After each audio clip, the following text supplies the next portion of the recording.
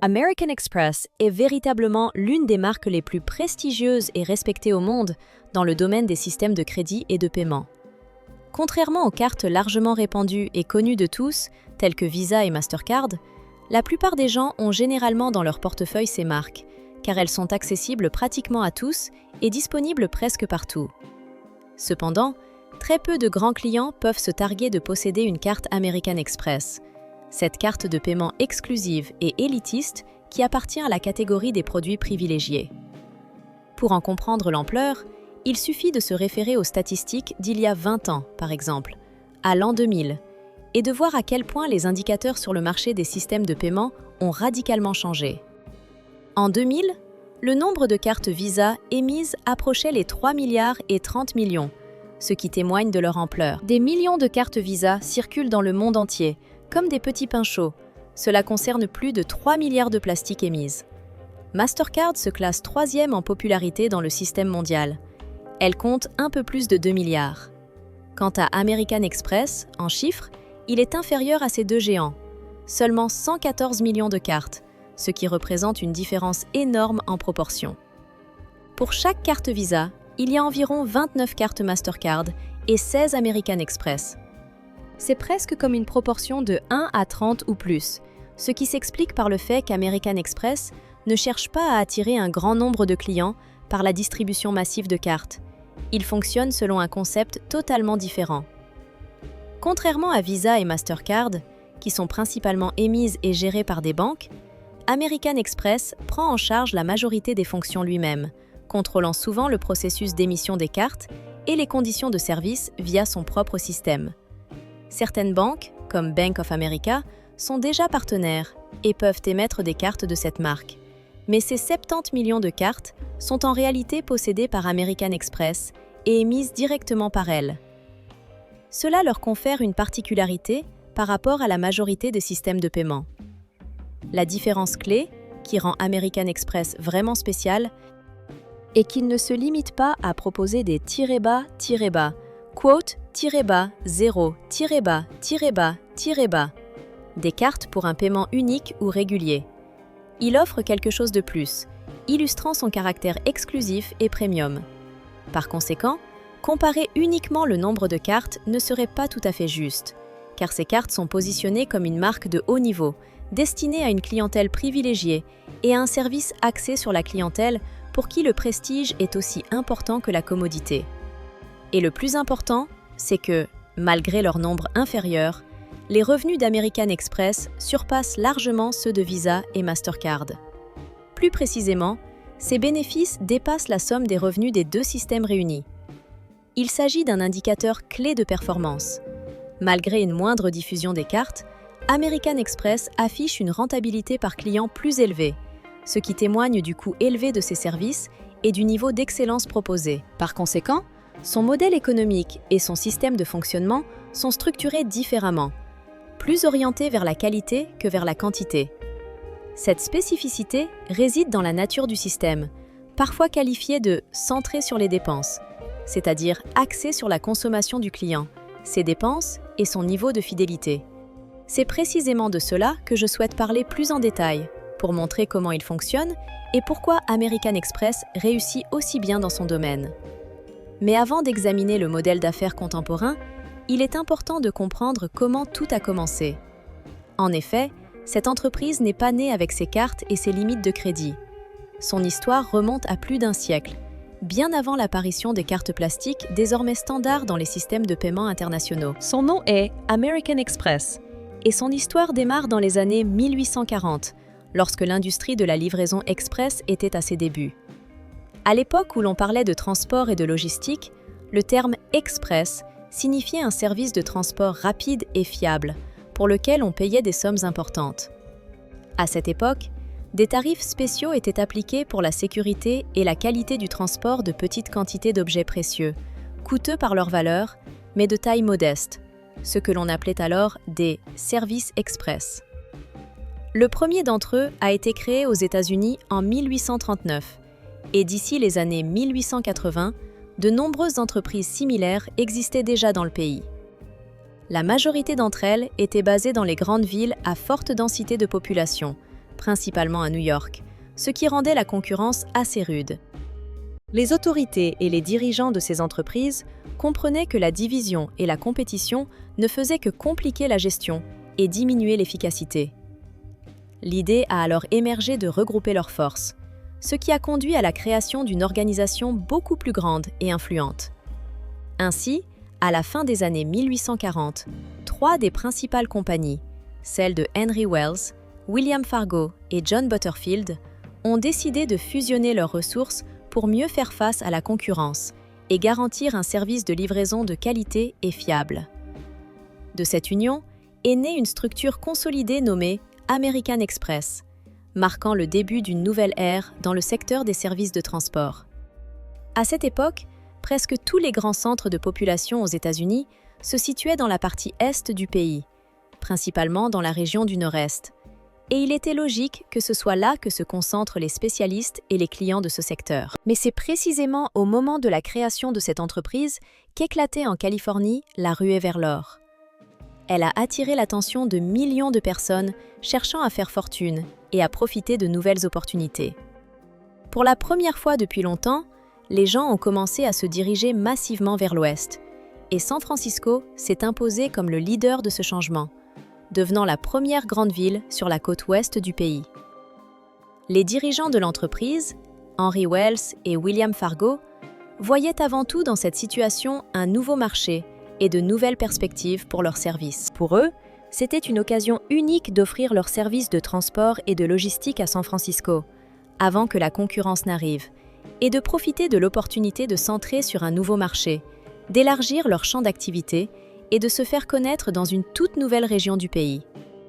Si la ville continuait de croître à ce rythme, elle ne manquerait pas d'agrandir ses dimensions, et par conséquent, l'entreprise pourrait étendre ses activités en conséquence.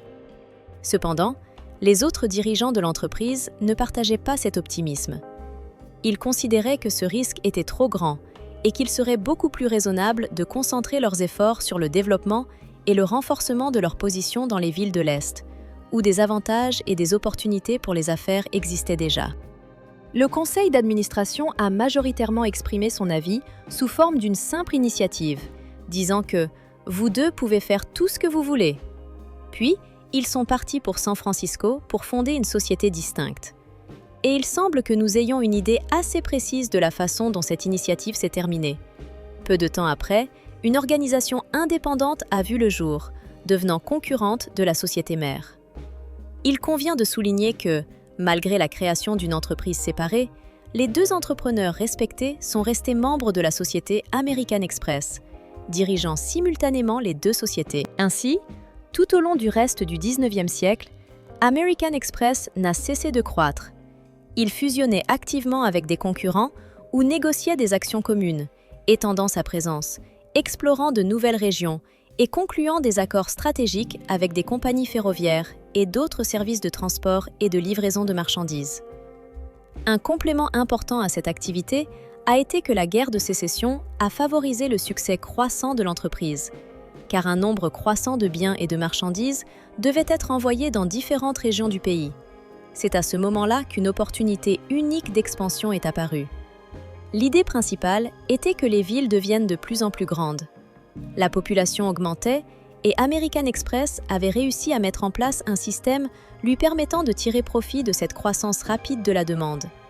Henry Wells est resté président jusqu'à sa retraite en 1868. Son successeur fut William Fargo, qui a dirigé l'entreprise jusqu'à sa mort en 1881. Après cela, la gestion a été reprise par son frère cadet, James Fargo, à qui l'on attribue le mérite d'avoir été le premier à intégrer la société dans le secteur des services financiers. L'année suivante, American Express a lancé son service innovant, le transfert postal. Cette idée avait été conçue comme une alternative plus économique, plus sûre et plus accessible à ce que la Poste américaine avait proposé environ 20 ans auparavant. Grâce à la popularité de ces transferts, l'entreprise a pu générer d'importants revenus, principalement auprès d'immigrants envoyant de l'argent à leurs proches dans leur pays d'origine. Ce projet s'est révélé tellement réussi que 9 ans plus tard, en 1899, American Express a lancé ses célèbres chèques de voyage. On peut supposer que c'est précisément le succès de ces produits qui a incité la société à se lancer dans le secteur du voyage. Le développement ultérieur de l'activité montre comment l'entreprise a commencé par la livraison de diverses marchandises et objets, s'étendant progressivement dans des secteurs connexes. C'est ainsi qu'est née l'opportunité pour la société de diversifier ses activités, une décision qui s'est révélée très opportune. Pendant la Première Guerre mondiale, en 1918, l'État a pris en charge la gestion de toutes les opérations de messagerie express, obligeant American Express à se concentrer uniquement sur la banque et le secteur touristique. Sinon, tout aurait pu se terminer pour l'entreprise dès le début du XXe siècle, et elle aurait pu disparaître complètement. Toutefois, grâce à ces mesures stratégiques, elle a survécu plusieurs décennies de plus, restant une organisation relativement petite, principalement connue pour ses transferts postaux et ses chèques de voyage. Ce n'est qu'aux années 50 qu'un changement radical est survenu. À cette époque, de nouvelles perspectives sont apparues dans le domaine des services financiers, notamment l'idée de carte de crédit, perçue comme très prometteuse. Jusqu'alors, le marché ne disposait pas de cartes majeures, largement acceptées à grande échelle. En 1950, la carte du Diners Club a réellement changé la donne, ouvrant de nouveaux horizons et établissant une norme pour les perspectives futures. Cette carte a été acceptée par de nombreuses entreprises de l'industrie du divertissement et a fait comprendre que ce type de produit avait un potentiel énorme pour un développement ultérieur. Peu de temps après, les banques partout dans le pays ont commencé à émettre leurs propres cartes de crédit régionales, témoignant d'une croissance rapide et de la maturité d'un nouveau secteur des services financiers. En 1958, l'histoire d'American Express s'est poursuivie par des étapes importantes dans cette voie, ajoutant de nouvelles pages à sa longue et riche histoire. À l'origine, American Express est apparu sur le marché avec l'introduction de sa carte en plastique violette unique dans le secteur du voyage et du divertissement, qui a immédiatement conquis le public. Ce produit a rapidement acquis une reconnaissance large, à tel point que, durant les 3 premiers mois, environ 500 000 de ces cartes ont été vendues. On peut dire que c'est précisément grâce à ces circonstances que, tout au long de l'ère des 60 ans, leurs revenus ont été multipliés par 10. Une étape importante dans leur développement a été l'introduction de la fameuse carte verte et la création de cartes d'entreprise, ce qui a permis à la société de s'élever à un tout nouveau niveau. En conséquence, American Express est devenue l'une des marques commerciales les plus respectées et les plus valorisées dans le monde entier. Elle utilisait même une phrase publicitaire très réussie, « N'oubliez pas chez vous », qui est devenue si simple et mémorable qu'elle est pratiquement devenue l'une des expressions les plus populaires de tous les temps. Cette courte maxime est devenue une partie intégrante de la marque, et sa prononciation était instantanément associée au prestige et à la fiabilité de leurs cartes. Et c'est précisément ce secteur d'activité, lié aux cartes de crédit, qui a exercé une influence si forte que, au cours des décennies suivantes, la société a pu acquérir plusieurs autres établissements financiers. Plus tard, ils ont vendu ces actifs, mais pendant une certaine période, en plus de leurs produits principaux, existaient aussi des secteurs comme les compagnies d'assurance et les sociétés de courtage. Aujourd'hui, à mon avis, leur attention principale est concentrée sur les cartes en or et en platine, et je souhaite particulièrement m'arrêter sur leurs cartes en platine, car c'est celles qui reflètent le mieux leur méthode de gestion commerciale. Commençons par le fait que cette carte porte le nom de « carte en platine », et le métal lui-même, la platine, est considéré comme rare, cher et attrayant, ce qui donne une impression claire de la façon dont la société souhaite être perçue sur le marché. Mais malgré son nom, le coût annuel de sa maintenance s'élève à 550 $, ce qui est très élevé par rapport à la plupart des autres cartes, qui souvent ne demandent pas de frais du tout ou en prélèvent une somme nettement moindre. Cela est tout à fait logique, car ce niveau de prix met en avant leur modèle d'affaires. Ils génèrent environ 4 milliards de dollars par an uniquement grâce aux abonnements payants à leurs cartes. Ce revenu joue un rôle crucial dans leur financement global et leur stratégie de développement. Un autre aspect important de la carte en platine est le fait qu'elle ne comporte pas d'intérêt traditionnel sur le crédit, car le solde doit obligatoirement être intégralement payé à la fin de chaque mois. Cela signifie qu'à la différence de nombreuses autres cartes de crédit, où des intérêts sont alors appliqués au solde, American Express préfère encourager ses clients à payer leurs factures dans les délais et en totalité. Pour la plupart de leurs cartes, y compris la carte en platine, cela ne relève pas simplement d'une recommandation, mais d'une exigence stricte. Cette politique contribue non seulement à maintenir une discipline financière, mais augmente également de manière significative les revenus de la société. De plus, si l'on considère les conditions d'obtention et d'utilisation de cette carte, après l'émission d'un nouveau moyen de paiement et l'achat de biens pour un montant de 5 000 $ au cours des 3 premiers mois, l'utilisateur a la possibilité d'accumuler 60 000 points, les récompenses d'adhésion en quelque sorte. Cela constitue en réalité le pilier de leur modèle économique. Grâce aux frais perçus auprès des commerçants acceptant leur carte, et surtout grâce au pourcentage élevé de commissions sur chaque transaction, American Express réalise des bénéfices colossaux. En comparaison avec les systèmes Visa ou Mastercard, qui prélèvent des commissions moindres aux commerçants, des enseignes comme Walmart paient généralement moins pour l'utilisation de ces cartes. Par exemple, lors d'un achat dans un magasin Walmart avec une Visa, les coûts pour le commerçant sont nettement inférieurs à ceux liés à l'utilisation d'American Express. Cela s'explique par le fait que chaque transaction avec cette carte coûte plus cher au point de vente, en raison du taux de commission plus élevé fixé par American Express.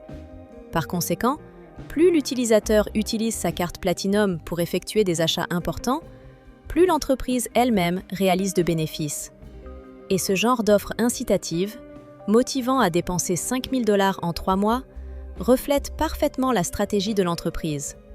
Encourager une utilisation active de la carte, car c'est là que réside leur principale source de revenus. Voilà pourquoi on les qualifie de spend-centric, c'est-à-dire axés sur la dépense.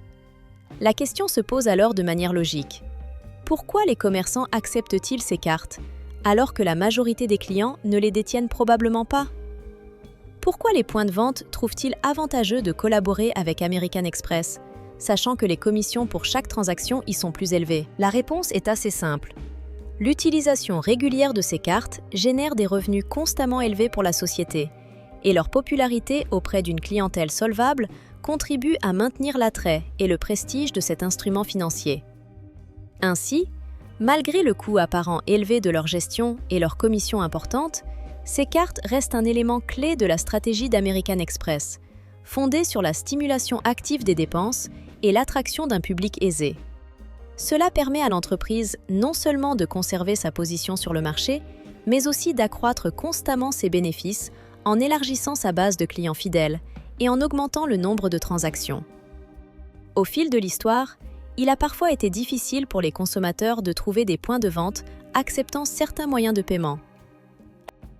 Aujourd'hui, la situation semble nettement s'être améliorée, et il devient de plus en plus courant de penser que le système de paiement American Express occupe une place digne dans cette sphère. Sur le territoire des États-Unis d'Amérique, on estime que cet instrument de paiement est déjà utilisé par environ autant de commerçants que les cartes Visa traditionnelles. L'une des raisons de cette large diffusion réside en fait dans le prestige de la marque elle-même. C'est justement cette qualité qui attire de nombreux clients à utiliser exclusivement les cartes American Express. On peut constater que les titulaires de ces cartes disposent souvent d'une situation financière beaucoup plus aisée, et leurs scores de crédit ont généralement de meilleures évaluations. Pourquoi donc seules les personnes riches choisissent-elles d'obtenir une telle carte en payant chaque année une somme équivalente à 550 $? La réponse est très simple. Les riches, en règle générale, dépensent davantage, et le coût élevé de possession de la carte constitue une forme d'investissement qui promet à l'avenir ses propres avantages. Les personnes ayant la possibilité de dépenser des sommes importantes comprennent parfaitement que, pour les points de vente, un tel client représente une source de revenus plus élevée, car ces dépenses permettent au magasin ou au restaurant de percevoir beaucoup plus. Dans ce cas, le commerçant bénéficie d'un pourcentage de commission plus élevé sur les achats importants, et la transaction elle-même se révèle avantageuse pour les deux parties. C'est pourquoi des entreprises, telles que les grandes chaînes de magasins, collaborent volontiers avec American Express. Cela attire non seulement des clients plus fortunés, mais augmente aussi leurs revenus. Investir dans les commissions perçues auprès de ses clients constitue l'une des raisons pour lesquelles l'utilisation de cette carte en affaires est justifiée. Il est maintenant utile de parler des avantages qui attirent beaucoup de personnes. La principale motivation pour obtenir une carte en or ou en platinum est constituée par la variété des bonus et des programmes de fidélité. En plus d'accumuler un nombre accru de points de récompense lors des achats, les titulaires de ces cartes bénéficient de nombreux autres avantages liés au voyage, à la coopération avec des services de transport comme Uber, ainsi qu'avec des compagnies aériennes telles que Delta Airlines. Ces possibilités rendent les voyages plus confortables et l'achat des billets plus avantageux. C'est précisément grâce à ce programme que les détenteurs de cartes Platinum ont accès à des salons d'attente exclusifs dans les aéroports, ce qui améliore considérablement le niveau de service et leur confort personnel. Par ailleurs, l'un des services populaires est le concierge personnel, une assistance qui aide à résoudre de nombreux problèmes, allant de la réservation de restaurants à l'organisation d'événements professionnels. Je ne souhaite pas entrer dans tous les détails, car le but n'est pas de faire la publicité de la carte, mais plutôt de montrer que, pour beaucoup, ces avantages compensent largement le coût de sa possession. Nombreux sont ceux qui pensent que ces bonus, ces commodités et ces privilèges rendent la carte Platinum tellement attractive qu'ils sont prêts à payer chaque année la somme correspondante. Il est désormais important d'analyser le système dans son ensemble. Comment les différentes composantes de ce programme interagissent entre elles? Il faut souligner que American Express propose aussi le produit le plus prestigieux et le plus coûteux, la fameuse carte Seigneurion, ou simplement la carte noire. Son image est sans doute devenue depuis longtemps un symbole de richesse et d'exclusivité. Regardez cette carte. Son propriétaire possède sans aucun doute une très grande richesse, car obtenir une telle carte est extrêmement difficile. En réalité, même pour la société American Express, cela dépasse les standards habituels, puisqu'elle ne distribue pas de telles cartes sur simple demande. Strictement parlant, le système d'invitation reste secret.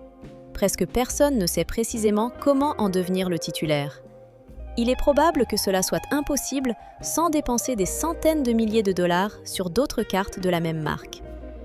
Après réception de l'invitation, pour devenir titulaire de la carte noire, il faut verser une contribution initiale de 5 000 $, et le coût annuel d'entretien s'élève à 2 500 $. Il est évident que l'on parle de personnes extrêmement aisées. En général, ces chiffres illustrent à quel point ce produit diffère radicalement des cartes de crédit ordinaires et servent d'exemple de la façon dont une entreprise américaine mène ses affaires, en ciblant le segment haut de gamme des consommateurs. Pour être honnête, posséder une telle carte noire représente également un symbole de statut et de niveau de richesse. Peut-être vous demandez-vous si vous possédez une telle carte ou si elle est seulement un rêve inaccessible pour la majorité. Si votre réponse est oui, il est probable que vous ayez déjà eu ou avez actuellement d'autres cartes American Express, et il serait intéressant d'entendre vos impressions. Beaucoup de ces cartes nécessitent des investissements plus importants et sont souvent moins répandues, notamment parce que tous les magasins et services ne les acceptent pas. Peut-être vous posez-vous la question: les bonus et avantages proposés valent-ils la peine de dépenser des sommes supplémentaires? Peut-être que c'est justement le prestige et le sentiment d'un statut particulier que confèrent ces cartes, donnant l'opportunité de toucher à l'élite, qui rendent la possession de ces cartes si désirable. Quant à ceux qui préfèrent utiliser plus simplement et plus sûrement des cartes Visa ou Mastercard standard, une question se pose. Quelle est votre attitude envers American Express? Y a-t-il quelque chose qui vous pousse à envisager de changer de carte ou d'intégrer ce système à votre mode de paiement? Ou êtes-vous satisfait de ce que vous avez et ne souhaitez rien changer? Enfin, il serait intéressant d'avoir votre avis sur l'histoire d'American Express, qui dure déjà plus de 170 ans. Selon vous, quelles sont les raisons de la longue et riche évolution de cette entreprise?